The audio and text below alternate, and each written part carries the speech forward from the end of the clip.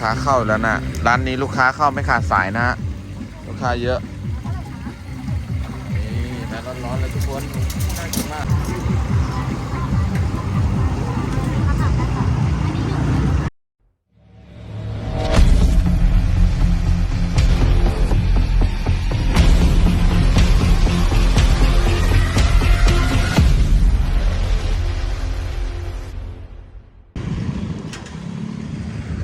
สวัสดีครับวันนี้อยู่ช่อง Street Food Thailand นะเพจ Street Food นะนี่วันนี้ผมมาอยู่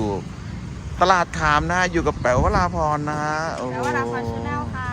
วันนี้ไปไหนมาบ้างหลายที่เลยใช่ไหมไปวัดมาหลายที่เลยค่ะโอ้โหนี่วันนี้ผมมาเจอเนี่ยเป็นร้านไก่ทอดนะฮะนี่ร้านนี้เขาจะทอดสดๆเลยนะสวัสดีครับพี่ครับทอดสดๆเลยอันนี้กำลังทอดอะไรอยู่ครับเนี่ยทอดน่องครับผมน่องไก่เนาะโอ้น่ากินมาก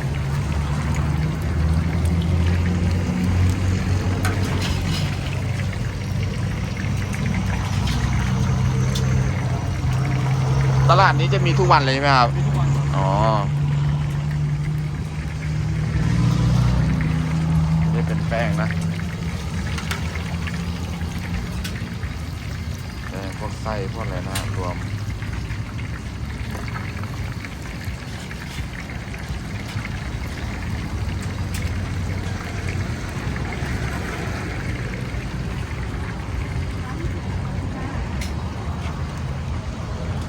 อันนี้จะเป็นหนังใช่ไหมหนังไก่นะครับ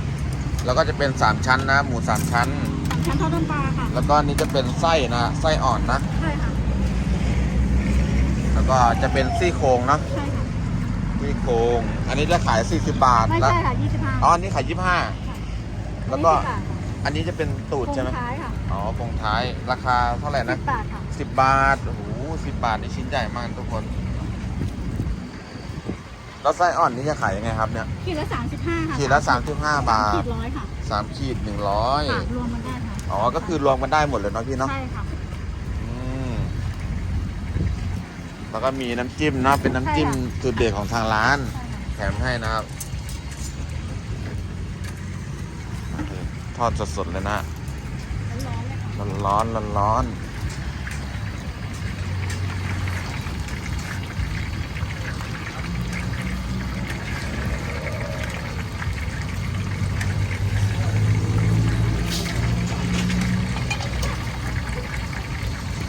ตลาดนี้เขาเริ่มแต่กี่โมงครับพี่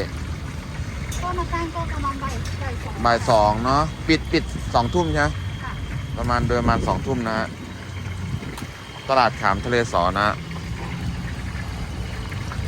จังหวัดนครราชสีมานะ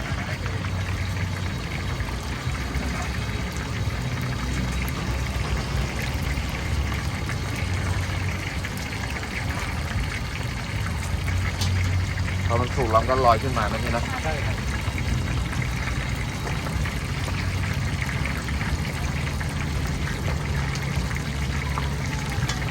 สีสันน่ากินมากนะทุกคน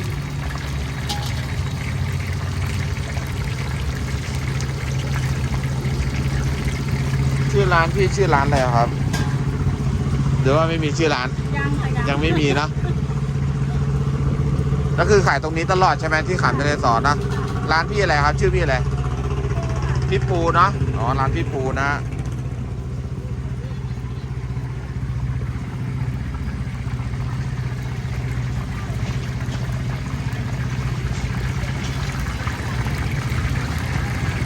ตอนนี้ก็ประมาณ5 โมงนะก็แม่ค้าพ่อค้าเขาก็เริ่มมาขายกันนะ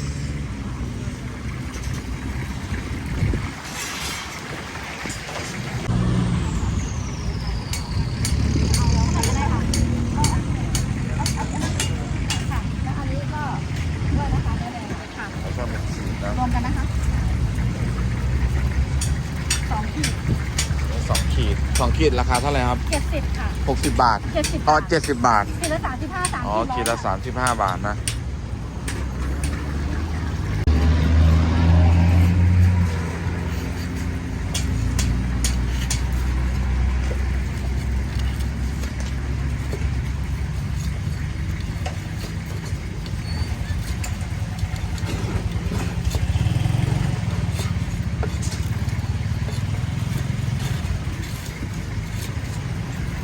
ร้านพี่ปูแป้งเขาจะหอมมากนะทุกคน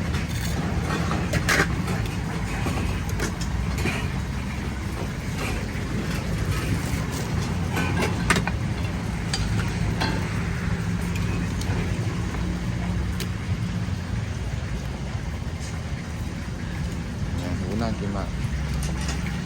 ได้เยอะครับ70 บาท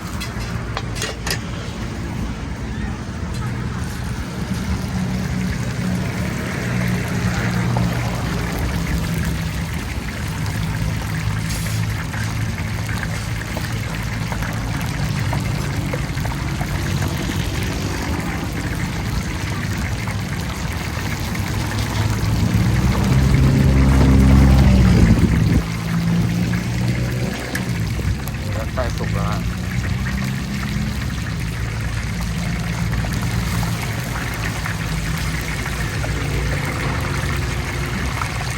ถ้าเป็นน่องนี้ที่ร้านขายเท่าไหร่ครับพี่25 บาทครับ 25 บาท โอ้โหน่องใหญ่มากนะทุกคน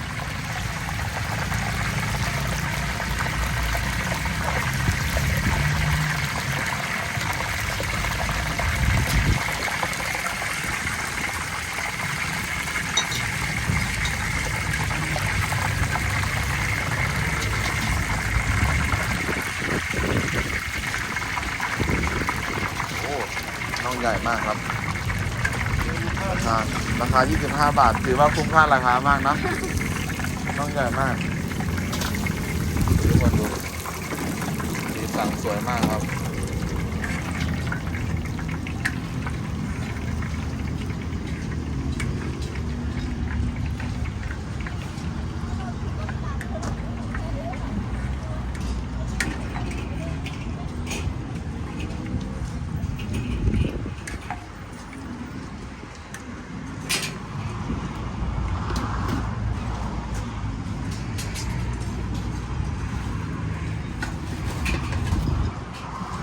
พี่ปู่เขาเอามาจัดเรียงนะหน้าร้านจัดเรียงอันนี้25 บาท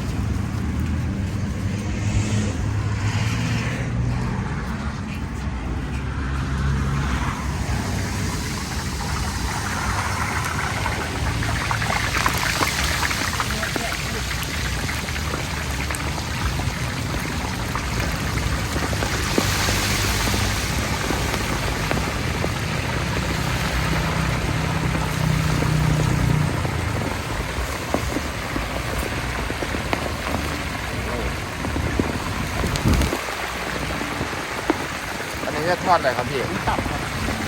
ตับใช่ไหมตับไก่เนาะ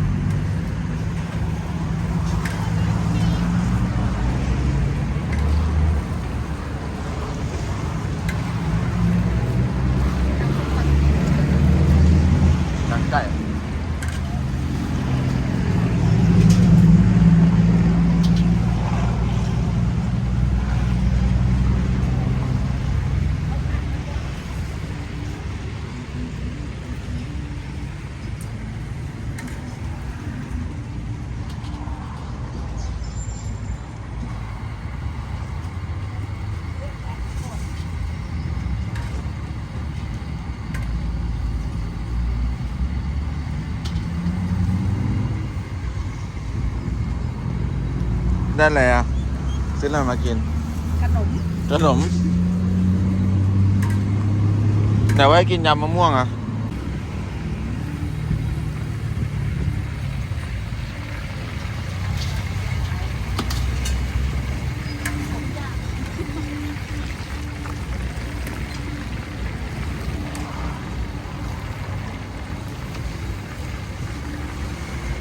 น่ากินมาก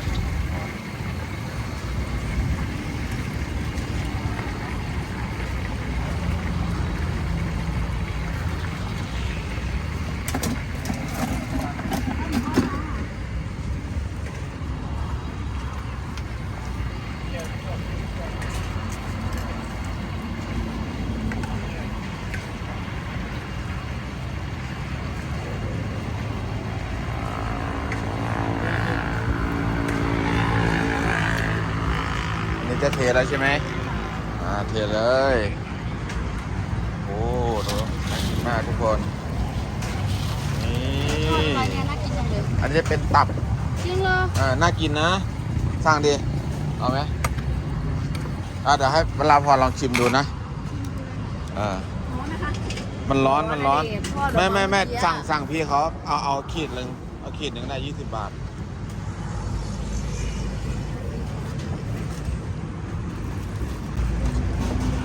งั้นให้แป๋วเวลาพอลองชิมดูนะฮะ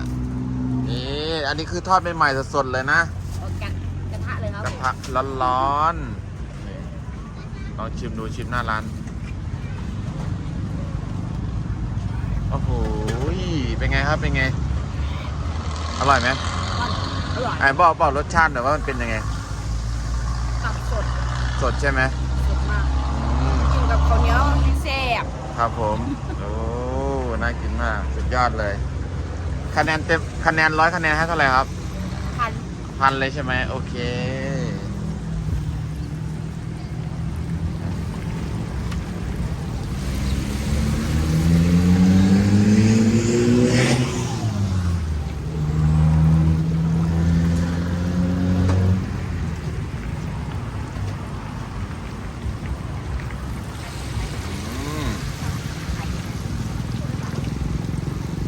อันตอนเย็นใช่ไหม อันนี้ขอชิมนี่ โอ้ ไก่ เป็นไงฮะ โอ้เสียงกรอบเลยนะ สุดยอดเลย อร่อย อร่อยใช่ไหม กับส้มตำอร่อยมากเดี๋ยวทอดหมูทอดจ้าได้ค่ะ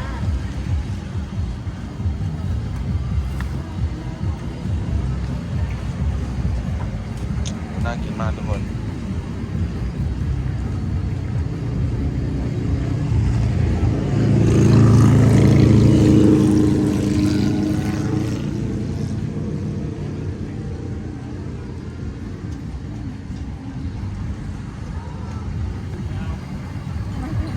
นี่เรามาดูโครงไก่นะลองสุกดูจะน่ากินขนาดไหนนะ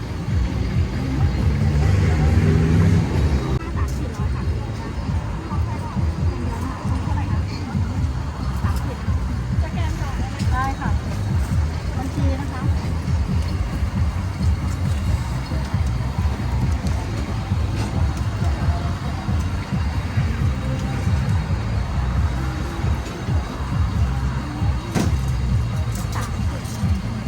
อันนี้เท่าไหร่นะ 3 ขีดค่ะ100 3 ขีด 100เนาะ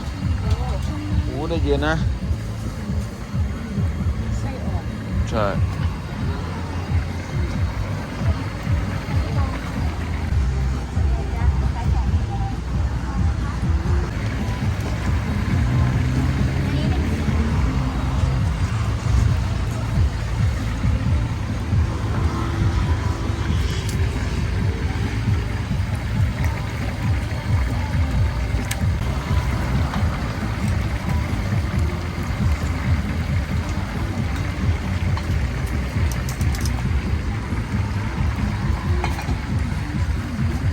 โห100 บาทได้เยอะมากนะ เต็มถุงเลย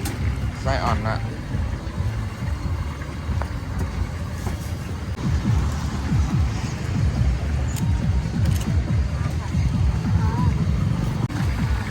จะหอมมากนะทุกคนแต่ขนาดอยู่ในกระทะนี่กลิ่นออกนะหอมมาก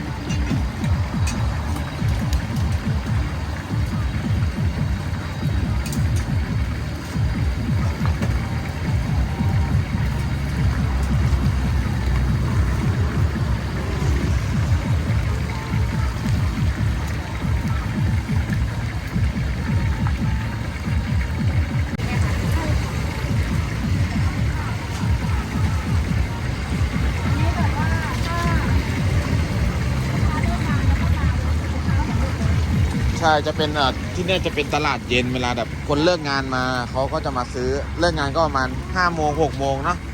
มาซื้อกันกับข้าวสวยมากเนี่ยลูกค้าเข้าแล้วนะร้านนี้ลูกค้าเข้าไม่ขาดสายนะฮะลูกค้าเยอะนี่แม่ร้อนๆเลยทุกคนน่ากินมากเป็นไส้มาดูลูกค้าเยอะร้านนี้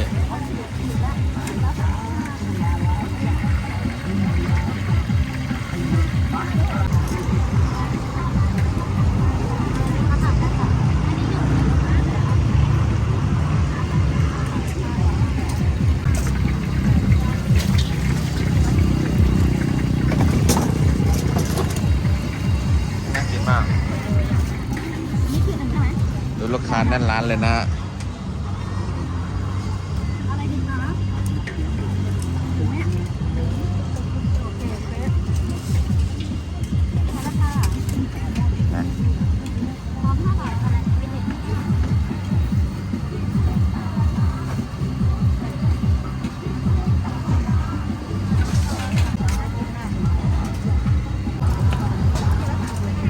ไก่เหรอคะ อันนี้เป็นหนังไก่ ว้าว น่ากินมากเลยโอ้ดูนะ